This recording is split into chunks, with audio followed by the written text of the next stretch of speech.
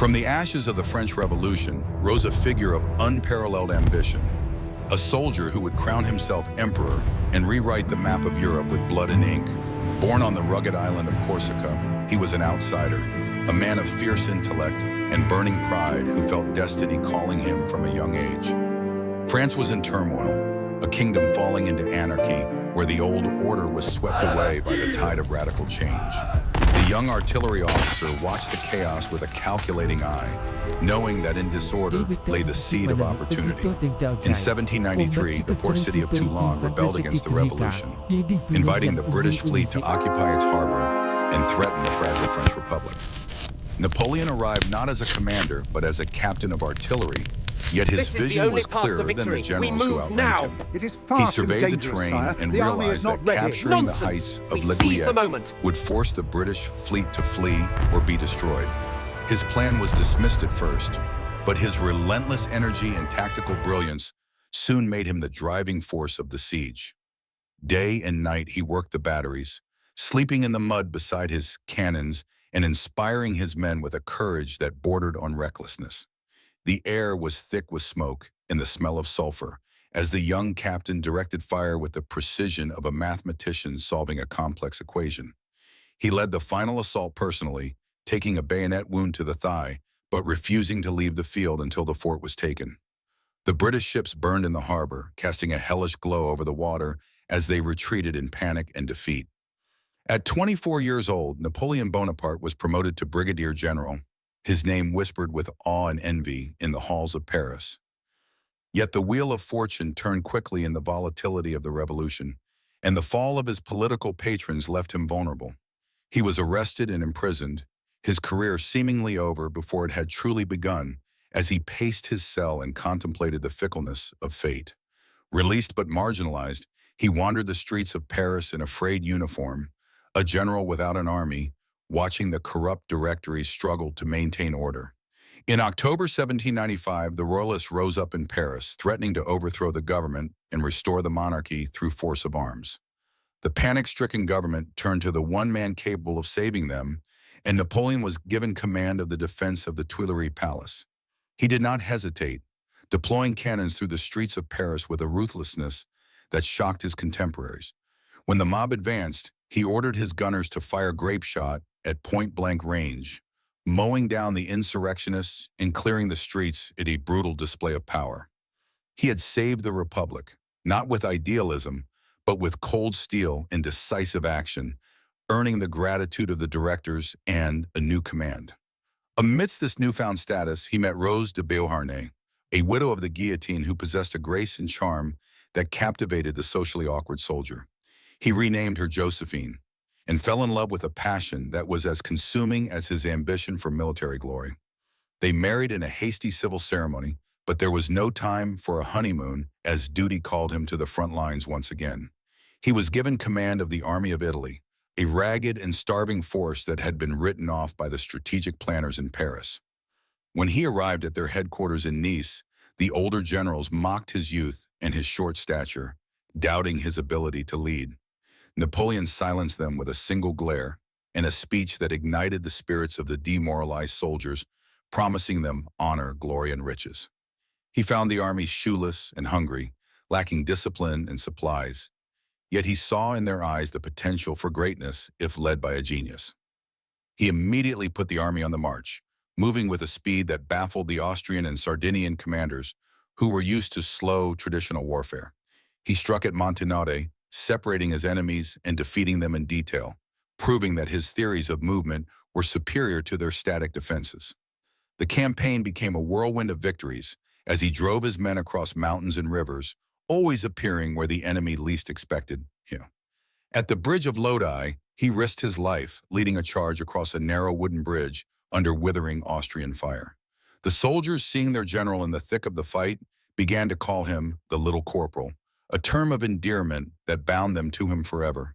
He entered Milan as a liberator, establishing a new order and extracting vast sums of gold and art to send back to the bankrupt directory in Paris.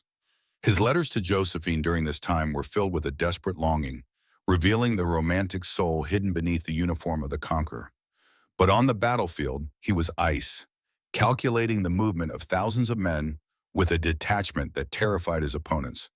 He laid siege to Mantua, the key fortress of northern Italy, trapping a large Austrian garrison and forcing Vienna to send army after army to relieve it. At Castiglione, he utilized a complex system of marches to encircle the enemy, destroying their cohesion and forcing a chaotic retreat. The Austrians could not understand his methods, complaining that he fought against the accepted rules of war and ignored the traditions of gentlemen.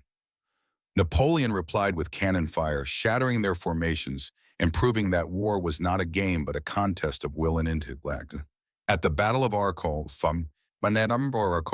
the fighting bogged down in the swamps, and once again he seized a flag and led his men onto a bridge under heavy fire.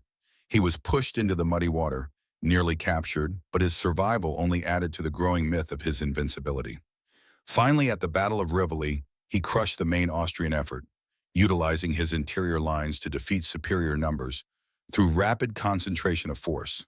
The road to Vienna lay open, and the Habsburg emperor was forced to sue for peace, signing the Treaty of Campo Formio.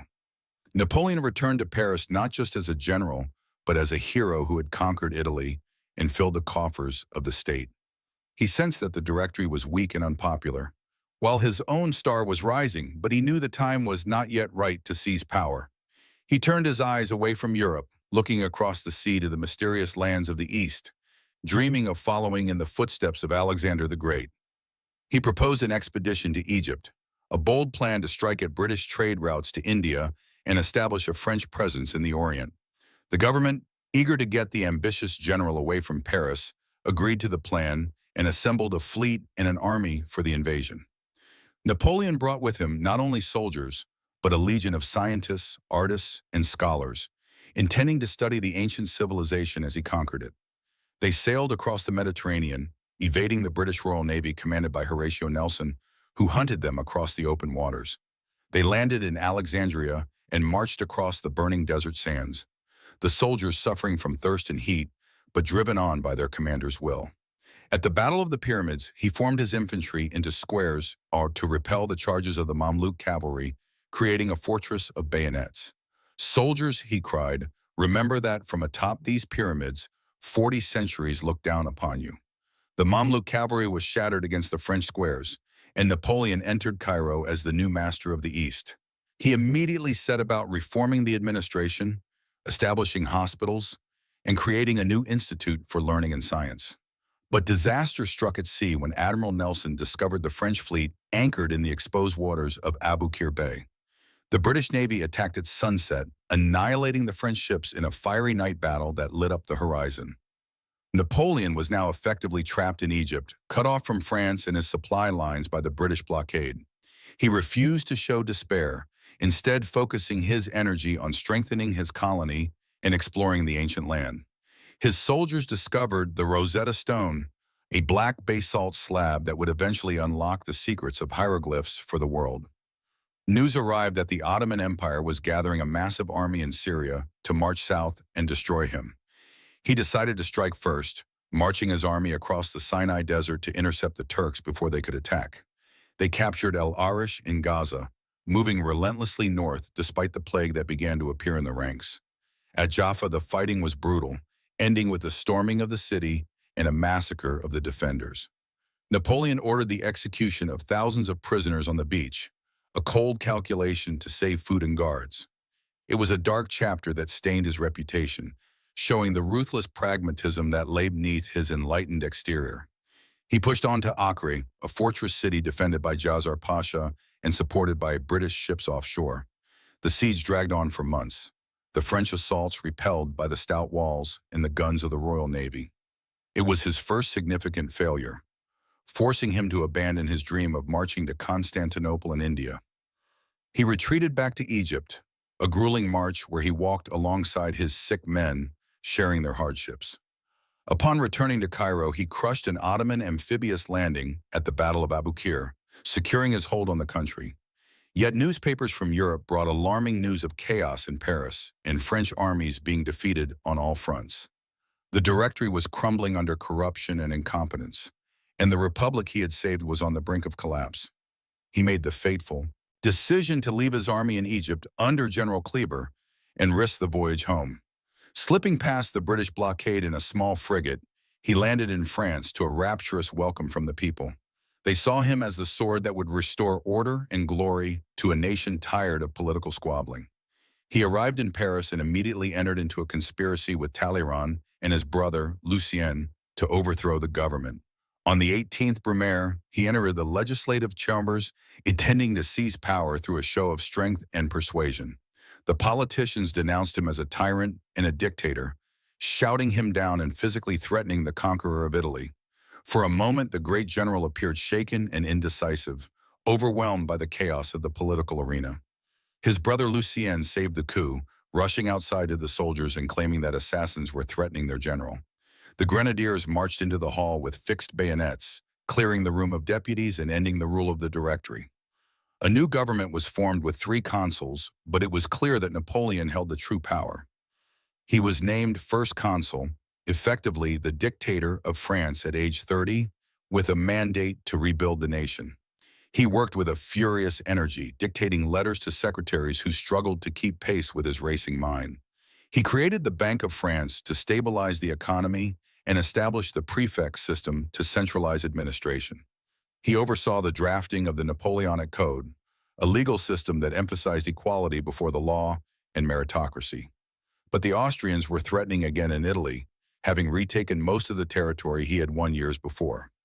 He planned a daring counterstroke, leading his army through the snow-covered Great St. Bernard Pass in the Alps. Soldiers dragged cannons inside hollowed-out logs, battling the freezing elements in a logistical feat rivaling Hannibal and Charlemagne. He descended into Italy like an avalanche, surprising the Austrian generals who believed an attack from that direction was impossible. He entered Milan once again, restoring the Cisalpine Republic and cutting the Austrian supply lines to the east. The decisive confrontation came at Marengo, where the French were surprised and outnumbered by the main Austrian army. The battle raged all day, and by early afternoon the French line was breaking and retreat seemed inevitable. Napoleon stood calm amidst the smoke and confusion, holding his ground and waiting for his detached reserves to return. General Desaix arrived late in the day with fresh troops, famously saying the battle is lost, but there is time to win another. They launched a desperate counterattack that shattered the Austrian column and turned a certain defeat into a crushing victory. Desaix was killed in the charge, a loss that grieved Napoleon deeply, even as he celebrated the triumph. The victory at Marengo secured his political position in Paris and forced Austria to sign the Treaty of Luneville. Peace finally came to Europe after a decade of constant war, and Napoleon was hailed as the peacemaker. He used the respite to further consolidate his power, signing the Concordat with the Pope to restore the Catholic Church. He understood the social utility of religion, using it to heal the deep divisions caused by the Revolution. He created the Legion of Honor to reward military and civil merit, believing that men are led by baubles. In 1802, a national referendum declared him first consul for life, confirming his status as the uncrowned monarch of France. But the peace was fragile as Britain watched the growing power of France with deep suspicion and hostility. Royalist plots funded by London threatened his life, including a bomb that exploded near his carriage on the way to the opera. He survived the infernal machine, but the attempt hardened his resolve to secure his dynasty and the regime. He used these threats to justify the kidnapping and execution of the Duke of Enghien, a Bourbon prince. The execution shocked the monarchs of Europe, who saw it as a regicide that proved Napoleon was a revolutionary monster. Yet in France, it signaled that there would be no return to the old Bourbon monarchy while he lived. His ambition now reached its zenith as he decided to formalize his power and take the title of emperor. On December 2, 1804, the ancient cathedral of Notre Dame was transformed into a stage for imperial theater. The Pope had traveled from Rome not to crown the emperor, but to witness the self-coronation. Napoleon took the crown in his own hands, turning his back on the altar and facing the people. He placed the heavy gold laurel wreath upon his own head, signaling that his power came from his own sword. He then crowned Josephine, who knelt before him weeping with emotion, the moment captured forever in oil by David. France was now an empire, and the Republic was a memory, buried under velvet robes and heraldic eagles. He created a new nobility, appointing 18 marshals of the empire to lead his armies and secure his throne. But across the Channel, Great Britain watched with alarm, funding a new coalition to crush the upstart emperor. Russia and Austria joined the alliance, mobilizing vast armies to march on the borders of France. Napoleon turned his gaze from the white cliffs of Dover to the forests of Germany, abandoning his invasion of England. The Grand Army, trained to perfection at the camps of Boulogne, wheeled east in a maneuver of breathtaking speed.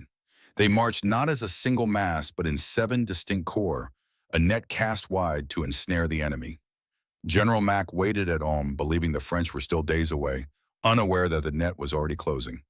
The French soldiers marched on tired legs but with high spirits, joking that the emperor made war with their legs. Napoleon orchestrated the movement from his carriage, predicting the enemy's positions with an uncanny foresight. The Austrians were surrounded before they even realized the danger, cut off from their supply lines and their Russian allies. At Ulm, General Mack surrendered his entire army without a major battle, a victory won by maneuvering rather than fighting. Napoleon wrote to Josephine, "I have destroyed the Austrian army by simply marching, yet the Russians are still coming." He pushed deeper into enemy territory, entering Vienna and sleeping in the palace of the Habsburg emperors. But his lines of communication were stretched thin, and the combined armies of Russia and Austria were gathering strength. He needed a decisive victory to end the war, or his army would be slowly bled dry in a hostile land. He chose the ground carefully, selecting the rolling hills near the town of Austerlitz as his trap. He deliberately weakened his right flank, inviting the enemy to attack him there and expose their own center. It was a gamble of immense risk, relying on the enemy doing exactly what he wanted them to do.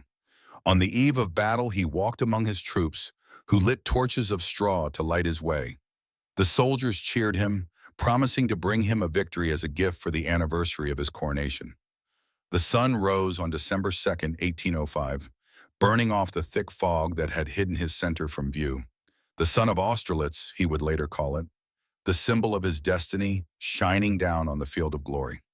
As the Russians marched off the Pratzen Heights to attack his weak flank, Napoleon watched with a predator's patience. He waited until they were fully committed, then unleashed Soult's corps to storm the heights and split the enemy army. The French infantry charged up the slopes, bayonets gleaming, crashing into the surprised Russian flank in a chaotic melee. The battle turned into a rout. The Allied army shattered and fleeing across the frozen ponds at the bottom of the valley. Cannonballs smashed the ice, sending thousands of men and horses into the freezing dark water in a horrific scene. The emperors of Russia and Austria fled the field, their armies destroyed and their political will broken by the defeat. Napoleon had won his greatest victory, a masterpiece of tactical deception that would be studied for centuries. He addressed his soldiers, telling them, "Soldiers, I am pleased with you. You have covered your eagles with immortal glory." The Treaty of Pressburg followed, stripping Austria of territory and ending the Third Coalition in a humiliating peace. He was now the master of Europe, redrawing borders and placing his brothers on the thrones of conquered kingdoms. He created the Confederation of the Rhine, effectively ending the Holy Roman Empire, which had stood for 1,000 years. But his ambition was a fire that could not be extinguished, and every victory only created the need for another. Prussia, which had stayed neutral, now felt the pressure of French hegemony and foolishly decided to challenge the emperor alone. The Prussian army, proud of its heritage from Frederick the Great, mobilized for war in a fever of patriotic arrogance. Napoleon did not wait for them to strike, launching his army into the heart of Prussia with his customary speed. At the twin battles of Jena and Auerstedt, he and Marshal Davout crushed the Prussian military might in a single day. He entered Berlin in triumph, visiting the tomb of Frederick the Great and paying his respects to the only general he admired. From Berlin, he issued the Continental System, a blockade designed to strangle the British economy by forbidding trade with Europe. It was an economic war that would eventually draw him into conflicts he could not win, sowing the seeds of his downfall. He turned his eyes east again, where the Russian army was regrouping in the frozen wastes of Poland. The campaign of 1807 was a brutal slog through mud and snow, a stark contrast to the glory of Austerlitz. At Eylau, the armies clashed in a blinding blizzard, a slaughter, where neither side could claim a true victory. The field was covered in white snow and red blood, a grim reminder that his luck was not infinite. But he recovered and struck again when the weather cleared, catching the Russians at Friedland and destroying their army. The Tsar requested peace, and the two emperors met on a raft in the middle of the Niemen River. They embraced like brothers, dividing the world between them and leaving Britain isolated and alone against the continent. Napoleon was at the height of his power, ruling an empire that stretched from the Atlantic to the borders of Russia. Yet he needed an heir to secure his dynasty, and Josephine, despite her charm, had failed to give him a son. The question of divorce began to circulate in the court, a shadow hanging over their relationship. Meanwhile, trouble was brewing in the Iberian Peninsula, where he sought to close the ports of Portugal to British trade. He made the error of forcing the Spanish king to abdicate, placing his brother Joseph on the throne of Madrid. The Spanish people rose up in a savage guerrilla war, a bleeding ulcer that would drain French resources for years. The atrocities committed by both sides were horrific, captured in the dark and haunting etchings of Goya. Napoleon underestimated the resolve of a people fighting for their homes and their faith against a foreign occupier. He was forced to intervene personally, marching into Spain to restore order and driving the British army to the sea. But rumors of Austrian mobilization forced him to leave the work unfinished and rush back to Central Europe. The Austrians, reformed and led by the capable Archduke Charles, saw an opportunity to strike while France was distracted. The campaign of 1809 was difficult, with the emperor suffering his first major setback at the Battle of Aspern-Essling. He was pinned against the Danube River, his bridges broken, forcing a tense stalemate while he waited for reinforcements. But he learned from his mistakes, crossing the river again weeks later to fight the massive Battle of Wagram. It was a clash of titans involving over 300,000 men and massive artillery barrages that shook the earth. He won the day, but the victory was costly and lacked the decisive brilliance of his earlier triumphs. Austria surrendered once more, and this time Napoleon demanded a prize that would secure his legacy, a royal bride. He divorced Josephine, a painful separation that left both of them in tears, sacrificing his heart for the sake of the state. He married Marie-Louise, the daughter of the Austrian emperor, uniting his revolutionary blood with the oldest dynasty in Europe. The marriage produced a son, the King of Rome, and it seemed that the Napoleonic dynasty was finally secure. The empire was at peace, but it was a peace enforced by the bayonet and the censor's pen. His allies were growing resentful of his heavy-handed rule and the economic hardship caused by the continental system. The Tsar of Russia, once his friend, began to open his ports to British ships, openly defying the emperor's edicts. Napoleon felt he had no choice but to punish this betrayal, and he began to assemble the largest army in history. Over 600,000 men from every nation in Europe gathered for the invasion of Russia. It was a grand army of 20 nations, a babel of languages united only by the will of one man. They crossed the Niemen River in June 18th, a magnificent spectacle of shining armor and fluttering pennants. But the Russian army refused to stand and fight, retreating deeper into the vast and empty steppes.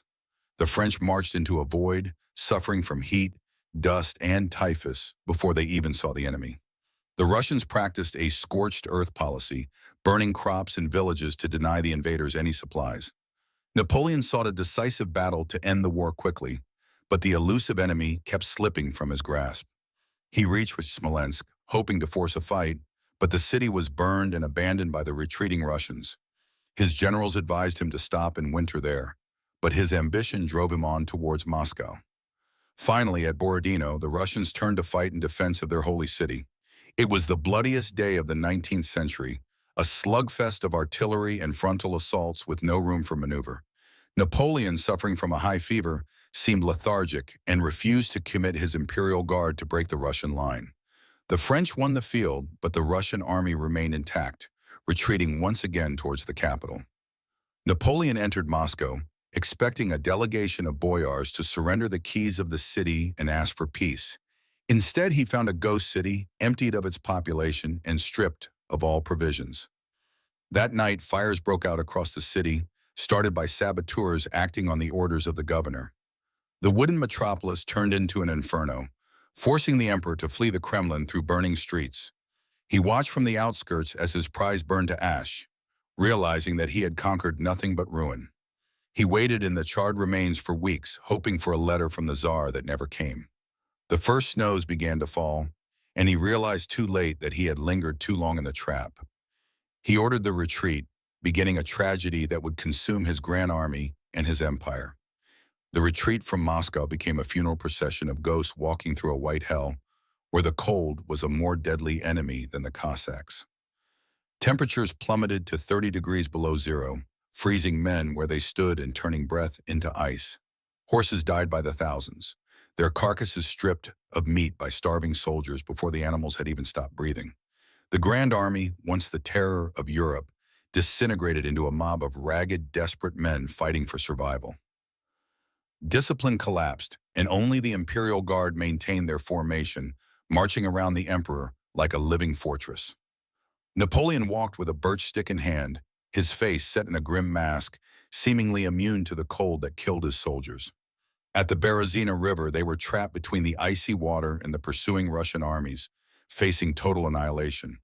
Dutch pontooners worked in freezing water up to their chests to build the bridges, dying of hypothermia to save their emperor. The crossing was a scene of horror and heroism as panic swept the stragglers when the bridges were finally burned to stop the pursuit. Napoleon left the shattered remains of his army and raced back to Paris in a sleigh, knowing he had to secure his throne. He arrived at the Tuileries before the news of the disaster fully broke, shocking the court with his sudden appearance. He immediately set about raising a new army, scraping the barrel of French manpower to find fresh recruits. They were young boys, teenagers called up before their time, known as the Marie-Louises, brave but untrained. In 1813, he marched into Germany to face a new coalition of Russia, Prussia, Sweden, and Austria, who had turned against him. Despite having a green army and almost no cavalry, he won victories at Lutzen and Bautzen, proving his genius was undimmed. But without cavalry, he could not pursue the beaten enemy, and his victories yielded no decisive results. He made a fatal error by agreeing to an armistice, giving the Allies time to gather their strength and coordinate their plans. When the war resumed, he found himself facing the combined armies of Europe, outnumbered 2-1. At Dresden, he won one last major tactical victory, inflicting heavy casualties on the Austrians, but the net was tightening. The decisive clash came at Leipzig, the Battle of Nations, where over 500,000 men fought for the soul of Europe. The battle raged for 3 days, a titan struggle where the French fought with the desperation of the damned. On the third day, his Saxon allies betrayed him on the battlefield, turning their guns on the French lines in the middle of the fight. Napoleon was forced to order a retreat across the Ulster River, but a nervous corporal blew up the bridge too early. Thousands of French troops were stranded on the wrong side, including the gallant Marshal Poniatowski, who drowned trying to cross. The defeat at Leipzig broke French power in Germany, and the Allies pushed relentlessly towards the French border. Napoleon returned to Paris to find a nation exhausted by 20 years of war and unwilling to fight any longer. Yet he refused to surrender, launching the Campaign of France in 1814, a masterpiece of defensive warfare. With a tiny army, he dashed between the massive invading columns, striking them separately and winning 4 victories in 6 days. He moved with the speed of his youth, surprising the Allied generals who thought he was finished. But the odds were impossible, and for every soldier he lost, the Allies could replace 10. The marshals, tired of war and fearful for their titles and wealth, began to lose their will to fight. Paris surrendered to the Tsar and the King of Prussia, and Talleyrand proclaimed the deposition of the emperor.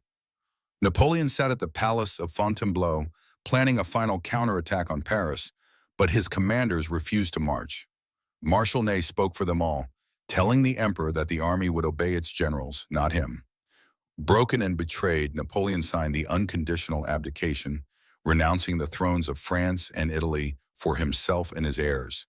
In a moment of despair, he took a vial of poison he had carried since Russia, but the potency had faded and he survived. He accepted the sovereignty of the tiny island of Elba, a mockery of the vast empire he had once ruled.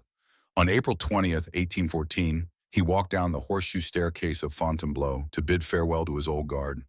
Tears streamed down the faces of the grizzled veterans as he kissed the French flag. And embraced General Petit, he told them, "Do not lament my fate, for I shall write the history of the great things we have done together." He boarded the ship for Aix, leaving behind a France that was restoring the Bourbon monarchy under King Louis XVIII. On Elba, he played at being emperor, creating a miniature court, building roads, and reorganizing the island's small army. But his eyes remained fixed on France, where the returned royalists were alienating the people in the army. He knew that the eagle does not slumber forever, and he waited for the wind to change.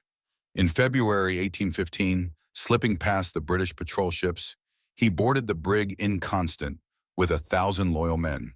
He landed on the coast of France near Antibes, beginning the most audacious adventure in history, the 100 Days.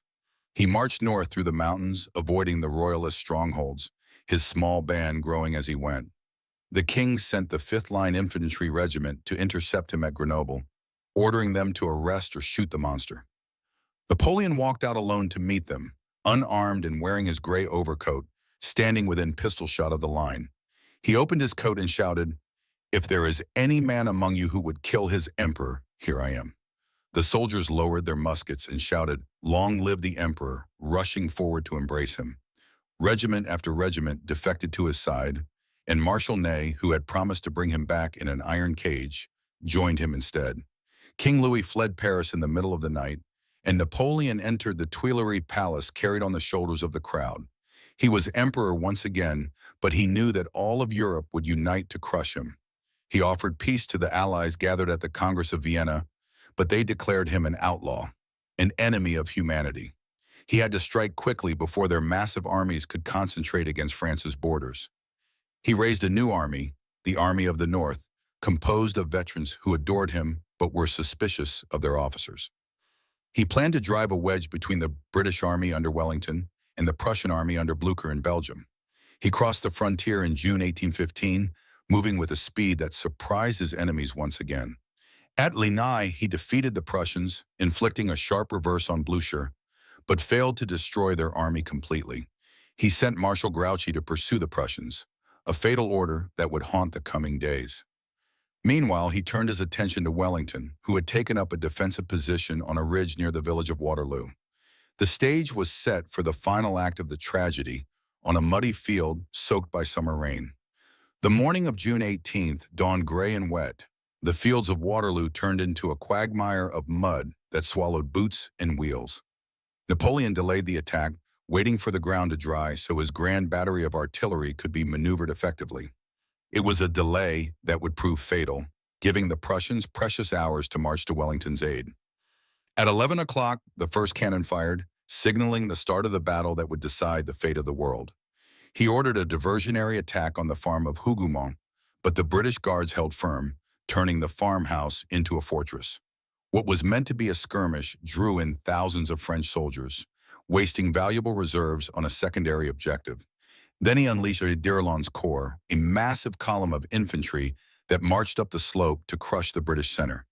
They were met by a withering volley and a charge of heavy cavalry, the Scots Greys, who cut through the French ranks. The French attack stalled, and the momentum shifted back and forth in a bloody stalemate of attrition. Napoleon, watching from his command post at La Belle Alliance, felt a terrible pain in his stomach, his health failing him. He saw dust clouds on the horizon to the east and hoped it was Grouchy returning, but it was the Prussian vanguard. He was now fighting two armies on two fronts, forced to divert his reserves to hold off the arriving Prussians. Marshal Ney, mistaking a British regrouping for a retreat, led the French cavalry in a massive, unsupported charge. Wave after wave of cuirassiers crashed against the British infantry squares, brave men dying in a futile attempt to break the iron walls. The squares held, bristling with bayonets, while the French horses exhausted themselves in the mud and the smoke. Finally, the farmhouse of La Haye-Sainte fell to the French, giving them a foothold to blast the British line at close range. Wellington's center was wavering, his line thin and near the breaking point as evening approached. Napoleon played his last card, ordering the Imperial Guard forward, the immortals who had never been defeated. They marched past the emperor in solemn silence, the bearskin caps towering through the gloom, heading up the slope for the final blow. But the British guards rose from the tall corn, delivering a devastating volley that stopped the French column in its tracks. The guard recoiled, then wavered, and finally broke, sending a shockwave of panic through the entire French army. A cry went up that had never been heard before. The guard retreats, and the army dissolved into a chaotic rout. Napoleon stood in a square of the guard, seeking death amidst the bullets. But fate denied him a soldier's end. He was forced into his carriage, fleeing the field as the Prussian cavalry pursued the broken remnants of his dream. He arrived in Paris exhausted and covered in dust, hoping to rally the nation for a final defense. But the political sharks circled, and the legislature demanded his abdication, threatening to depose him if he refused. On June 22, 1815, he abdicated for the second time, this time in favor of his son, a gesture that was ignored.